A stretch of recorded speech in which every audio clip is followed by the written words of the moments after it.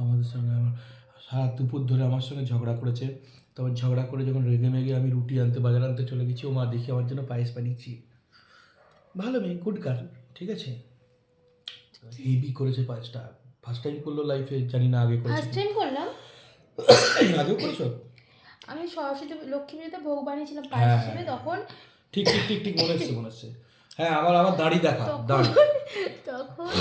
তখন মানে পুরোহিত মশাই বলেছে, পুরোহিত মানে পুজো করে পায়েসটা মানে একদম প্রফেশনাল হ্যান্ডে, মানে মিষ্টি দোকানে একটা পায়েস বিক্রি হয় জানো তো, এক্স্যাক্টলি সেরকম লাগছে। মানে বিশ্বাস করো প্রচণ্ড ভালো হয়েছে। আমি এটা এক্সপেক্ট করিনি, প্র্যাকটিক্যালি আমি এক্সপেক্ট করিনি আমি এতটা ভালো করবে। ঠিক আছে,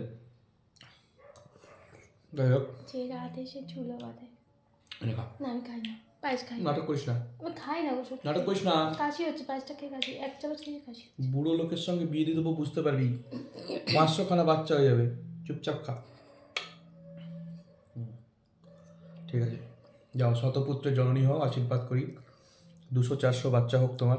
আমি মুখ দেখাচ্ছি না, কারণ আমি না মুখের মধ্যে একটা প্যাক লাগিয়েছি, প্যাকটা শুকিয়ে গেছে, এবার কিরকম প্যাকটা এখন শুকিয়ে গিয়ে প্যাক শুকিয়ে গিয়ে এবার এই করে একটু হয়ে গেছে, প্যাক করছে। ওই জন্য মুখটা দেখাচ্ছিলাম না। টাটা।